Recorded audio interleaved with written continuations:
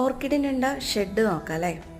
ഞാൻ നമുക്ക് ഒഴിഞ്ഞുണ്ടായിരുന്ന ഒരു സ്ഥലമായിരുന്നു, അവിടെയാണ് ഞാൻ ഈ ഒരു ഓർക്കിഡിന് ഷെഡ് ഉണ്ടാക്കിയിട്ടുള്ളത്.